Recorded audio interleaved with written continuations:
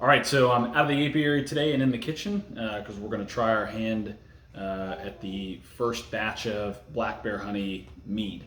There's a million recipes out there. You can watch YouTube until you're blue in the face with different ways to make a simple mead. What I'm going with today is straight out of the Beekeeper's Bible here. They've got a simple recipe for traditional mead. As you can tell, I got all the ingredients set out here. Pretty simple: lemon, cinnamon stick, cloves, honey, some yeast for fermenting, and purified water, and a little bit of heat. That's all you need, or so they say. So we're going to give that a try. One thing they do recommend is a lighter honey for this particular recipe. And what I've got is I think my second harvest from earlier in the spring. It's a lighter honey than some of the darker stuff I've pulled, and it's actually already crystallized, which is a good use for crystallized honey and cooking. Not as easily spreadable on stuff and less marketable. So this is actually a perfect opportunity to put this honey to good use into mead. So it takes about a week and change. So I'll walk you through the whole process, my first foray into mead making. And hopefully we come out with a decent product on the backside. Okay, so first step is to get our purified water up to a boil. So we're almost there. And what we're going to do is bring it up to a boil and then drop it just below a boil to where it's almost at a simmer, really hot. And then we add our honey. So I've got 2.5 pounds of honey right here, ready to go in. And then we're going to just stir that in, and apparently, per the recipe, it's going to make some sort of, scum on the top. So we're going to scoop that off, and then continuously until it's nice and clear, and then we can start adding in some of our other ingredients. It does say it sometimes takes a while. It can take up to 45 minutes to get that scum, I guess, all the way cleared up. So we'll see how that goes. Try to get some of that on camera for you. But here's our step one. So. Off we go.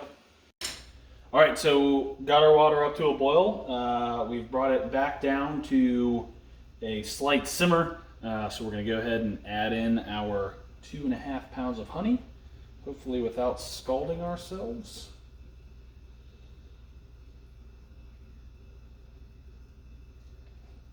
Lots and lots of honey. Make sure I get most of this because it's almost exactly 2.5 pounds. Okay, finally got our 2.5 pounds of honey in, and now I'm going to go ahead and start stirring. All right, so hopefully you can see the top here, a little bit of kind of stuff forming on top, which I assume is kind of the scum that they're talking about. As we stir, I assume this will grow a little bit in size, or maybe there won't be much scum. We'll kind of see, but we're keeping this just below a boil. We want it to be very hot and almost simmering, like a very light simmer. So we're going to keep stirring that. We don't want it to boil, but we do want it to keep it nice and hot and allow all that scum to come to the surface, and then we'll skim it off. So I'm gonna keep doing this, and we'll start skimming and keep it stable without boiling. Okay, so you take a look here. We got a pretty, well, it looks like a decently clear product. A lot of that scum that I've taken off has kind of stopped forming. So we're gonna go ahead and jump to the next stage, which is adding in the rest of our ingredients. So I got my lemon juice here. So that's in. We got our lemon peels and 1 seed, and then cinnamon stick, and then our 2 cloves. So those are in, and what we're going to do, we're going to bring it back up just a little bit to temp, get it simmering again, and let that go for 5 minutes. So there we go. All right, and there it is in the fermentation jug. We're going to let the yeast go to work for about 2.5 days. We'll put this thing out of the way, but in a nice cool spot that it's not going to get disturbed. We'll check up on it every few hours or so, and hopefully have a nice well fermented mead here in a couple days that we can put into bottles. So yeah, we'll see you in a couple days. All right, so just over 24 hours in, I wanted to do a quick update here. Got our fermenting lock on. It's slowly bubbling, and see if we can get an action shot. There we go. And then I don't know if we can get a good angle on here, but decent amount of activity going on there. There's a lot more probably about 12 hours ago, and it's, I think, slowly calming down, but still in action. So the fermentation is happening, and it's looking pretty good. All right, so mead's been fermenting for a little over 3 days now. So the recipe called for 48 to 60 hours of fermentation here in the fermentation jug. It was still bubbling at 60 hours pretty consistently, so we let it go a little bit longer, another day, just to see if it would kind of finish with the yeast action and stuff. So yeah, we're a little over 3 days. We're gonna go ahead and bottle it now. I got some little test bottles here for myself and Laura to kind of test smaller batch, and we'll get most of it in this growler here. And the recipe calls for 5 to 7 days of sitting in the bottles once they've been bottled, I guess, to give it a little more chance to mature. So we're going to do that, and next weekend we'll be able to give it a taste. So I'll do the bottling off camera in case I make a huge mess, but that's pretty much it. Into bottles it goes. All right, so we've reached the end of our mead making process here. So last thing really is to taste test it. First thing you'll probably notice is the difference in color. So it's been in the fridge for about a week. It's had a chance to settle and then clear up a little bit. And I'll give you a close up here in a second. But I'll kind of talk through some of the lessons I learned doing this recipe. And the plan now, I think, is I'll do another go around of this same recipe and then maybe pursue some different recipes, ones that take maybe a month rather than a week to do, because this is a pretty quick recipe, being roughly 1 week in length to get from raw honey to mead. There's plenty of recipes out there that allow you to age the mead for a month, 2 months, a year. This was a different recipe, so we'll try it one more time with some lessons learned that I've got, and then see how it turns out. No idea what this tastes like. This is a live tasting right now, so we'll give you some unfettered feedback. But let's take a quick look up close if we can. So what you'll see here, obviously a lot clearer than the kind of orangey hue that the original mead had a week ago. And then you also notice kind of that sediment at the bottom. So, kind of the first lesson learned there is each mead recipe is really just a starting point. And next go round, I might let it sit in the carboy a little bit longer and let it settle. Because a lot of that sediment, these bottles were filled towards the end, so I did pick up some. It's inevitable you're going to pick up a little bit. But each of these bottles has a little bit of sediment. Which isn't, anything. It's not the end of the world. It can sit. We'll drink around it. But between getting maybe a filter on the tube or some cheesecloth when I pull it out of the carboy, or just letting it sit a little while longer, we can definitely do a little bit more to try to get rid of that sediment in the final bottle. So the growler I've got for the first go around is probably a little bit clearer than this. But there still may be some just by way of the recipe that I use. So when we do our taste test, we'll just make sure we don't consume that as best we can, because that's probably not tasty, some dead yeast there. But overall, a lot clearer, and kind of looks like a white wine, if you will, which is probably similar to the taste we're going to get out of it.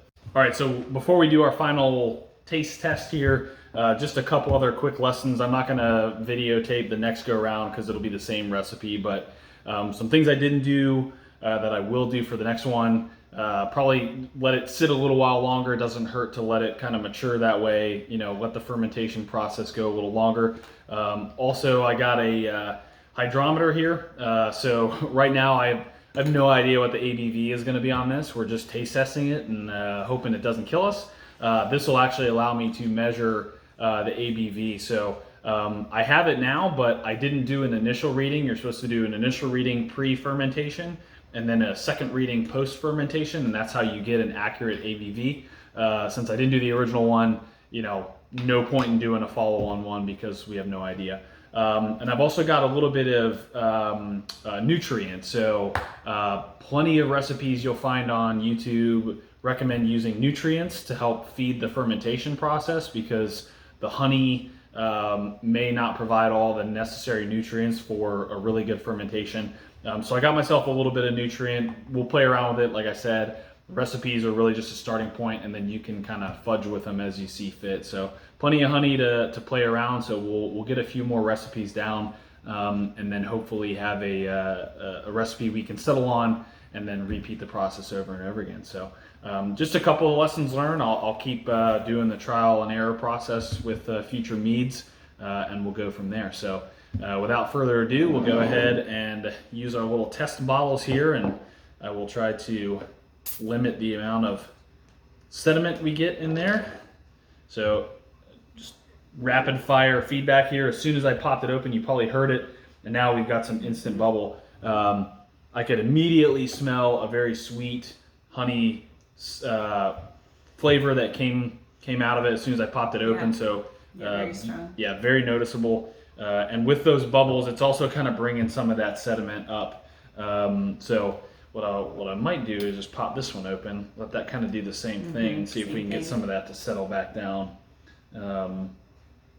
Actually, I might give it a couple minutes and see if some of that sediment will pop back down. Back down here already. Yeah, we'll click pause real quick, give it like a minute or two, see if we can settle some of that before we end up drinking a bunch of dead yeast. All right, so nothing left to do other than taste it. So we got it for the sake of time. We poured it out of the bottles, kind of let it sit in the glass for a little bit for any last little bit of sediment. I think we did a decent job of keeping it in the bottles and not in our glass. Just something we'll have to improve upon as we do further batches, because finding a good way to avoid something like this I think will be important. So yeah, when we popped it open, had a really strong aroma of honey. So I expect it to kind of have a similar taste. So we'll give it a try. So without further ado, let's see how it tastes. Cheers. Yeah, so very, very sweet. It's got a good amount, I think, of carbonation. You get some bubble effect there, but yeah, very sweet. 2.5 pounds of honey in a gallon of water is going to keep it pretty sweet. Laura was saying you can pick up on the cinnamon and the clove and the honey. I think that comes through. Yeah, lemon. But yeah, it's I think it's a good taste. I don't think it's going to kill us. We'll let you know later tonight or tomorrow if we pull through. But overall, not a bad batch for the first experimental round of mead. So I expect the stuff in the crowler to be even slightly better, just because it was the first pull from the carboy. And then the next time we do this, it'll be just a little bit better than that. So overall, not too bad. I don't know if it's 15% alcohol and we're going to get knock over drunk here in about the next 10 minutes, or if it's like 2% and it may as well be soda. But not a bad little drink to have in small amounts. Yeah, appreciate you coming along with us. We'll keep you posted as we perfect the recipe, and then maybe someday you guys can have some Black Bear Honey Mead almost free of charge. So thanks.